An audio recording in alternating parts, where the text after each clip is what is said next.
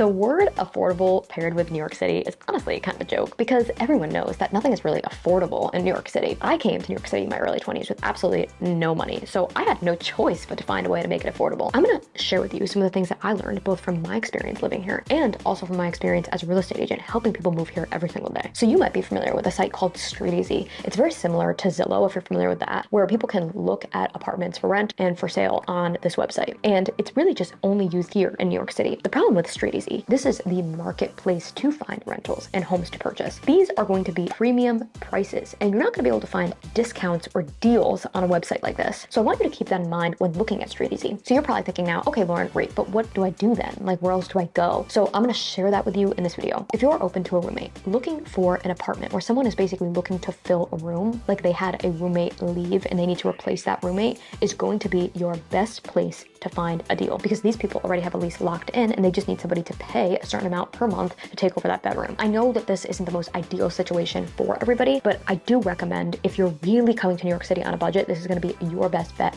by far. And living with a roommate in New York City is not weird in the slightest. People do it at all different ages and all different points of their life. It's really not weird. And honestly, people don't even think twice about it here. So I want you to keep that in mind as well. You might be coming from an area where you're thinking like, why would I ever have a roommate? Like, that's embarrassing, but it is standard here. It's very standard. And something to keep in mind when you do that, there are a lot of fees when you're looking for a brand new New York City apartment. And I say brand new as in like you're moving there and starting a new lease, not like an actual brand new place. There are gonna be a lot of fees that you're gonna have to pay. If you are taking over somebody's room, so those people already have a lease agreement with the landlord, then you're probably only gonna have to put down some type of security deposit just so they know that you have some skin in the game.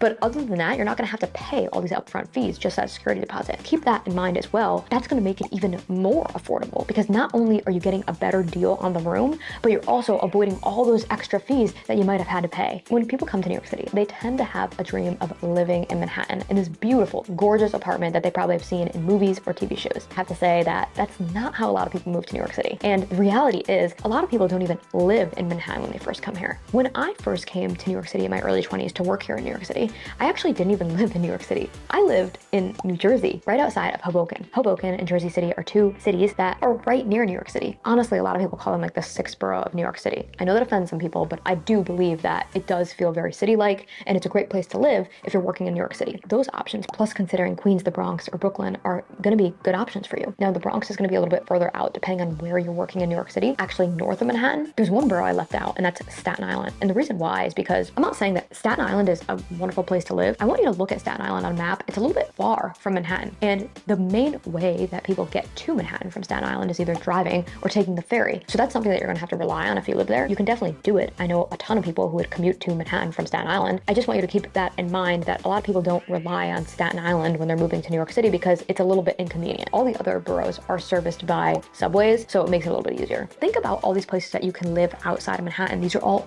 really, really great options. And as a plus, I have to say, sometimes I think that living outside of Manhattan is even better than living in Manhattan because of the views of the Manhattan skyline. You're not gonna get those when you're living in Manhattan. I know, because right now I am living in Manhattan. I don't get a view of the skyline. I'm in the skyline. When I was living outside of Manhattan, I had an amazing view of Manhattan and it was kind of nice. So take advantage of that if you can. So another thing that people do here in New York City and probably almost nowhere else in the world is people actually make bedrooms in apartments here. What do I mean by that? There are companies that actually put up temporary walls in New York City, companies that specialize in this. So they take maybe a one-bedroom apartment and depending on the layout, they actually put up a temporary wall and turn it into a two-bedroom apartment. This is done all the time in New York City. And I've actually done this myself. And people do this mainly to add another roommate in there so that they can get the cost per person down per month. And it makes sense. My husband actually did this when he first moved to New York City. He had a two-bedroom apartment that they turned into a three-bedroom apartment. And they were able to get 3 roommates in total in there. And it makes a huge difference in your monthly cost. If you're open to roommates and say that you're one person planning to live with 2 other people and you feel like you can't afford a 3-bedroom here or can't find one in the neighborhood you want, don't be afraid to put up a temporary wall and turn it into a 3-bedroom. Not every apartment's gonna work like that because it depends on the layout, but you can get really creative with these temporary walls. Sunlight is actually very, very expensive in New York City. What do I mean by that? You're probably thinking, Lauren, what are you talking about? You can't charge somebody for sunlight. You can in New York City. Apartments with sunlight tend to be more expensive,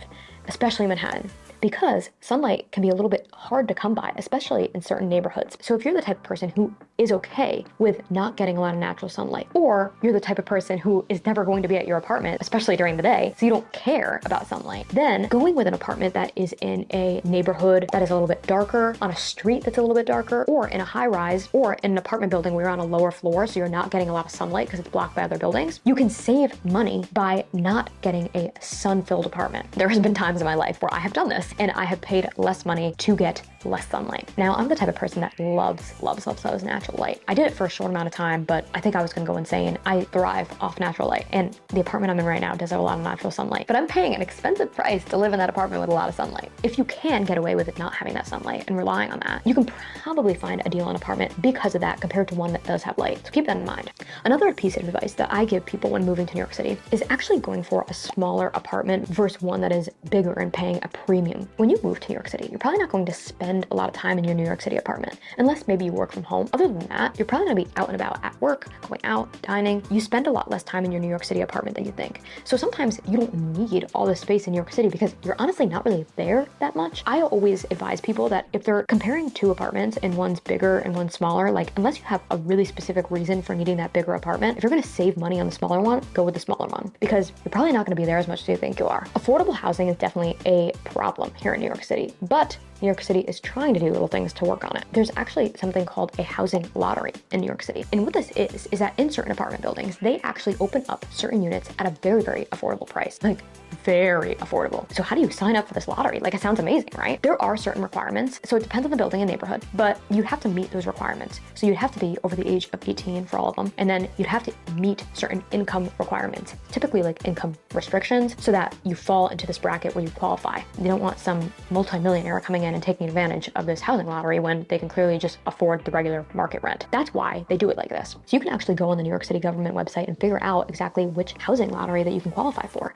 Or if you're set on a specific neighborhood that you really, really want to move into, but you can't afford it, see if there's any lottery opportunities in that neighborhood. And they make announcements as they come up. If you even just look up in, say, like Google in the news section right now, like housing lotteries in Manhattan, housing lotteries in Brooklyn, you're going to see some buildings that probably have some open right now as we speak. Take advantage of that. If you qualify, why not? What are your chances of actually winning one of these housing lotteries? It is tough. It is very competitive. Why wouldn't it be competitive? There's not enough affordable housing here. At the time of this video, the chances of you winning is 1 to 592. I know that sounds terrible. I know it does. Like I said, why not take advantage of them? And if you're open to different neighborhoods and different buildings, try to sign up for a bunch of them. Any ones that you qualify for, really. The time of year that you move to New York City matters. Here's why. Yes, it's going to definitely matter personally in your life for when you can move to New York City, but there's also a time of year that is actually known as being more expensive in New York City. For rents specifically, the most expensive time to move to New York City is definitely going to be right when the fall starts. So signing a new lease when the fall starts is going to be skyrocketed prices. And why is that? Because when school gets out versus when it starts,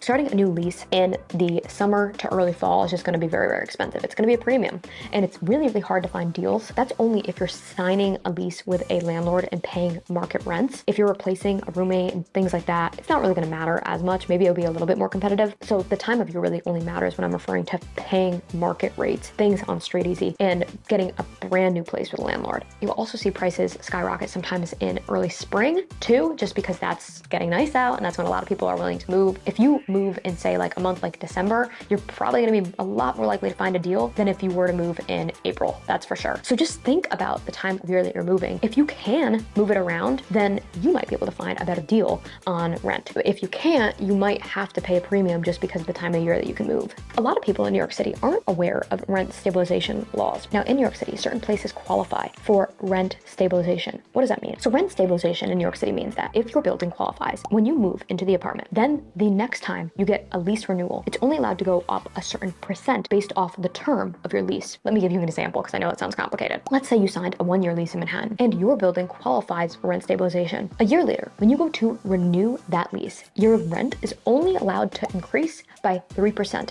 They cannot increase the rent by 10% or something crazy because you're only allowed to get an increase of 3% because you rented there the year before and you were in a lease. If they want to do a 10% increase, they have to start over with a brand new tenant, but they have to offer you that 3%. Not all buildings qualify for this, but a lot of people don't understand this law and they don't even know that they qualify for this. So keep that in mind. When you're looking for apartments, you can actually find out beforehand if that apartment even qualifies for rent stabilization. So I hope all these ways helped you figure out how to make New York City a little bit more affordable. There's no magic wand to make New York City all of a sudden extremely affordable. There's just no way. There are little tips and tricks that you can take advantage of to make your time here a little bit cheaper. And I would love to hear from you guys if there's any hacks that you use to find an affordable apartment in New York City that I might have not covered in this video, because as always, I love hearing from you guys.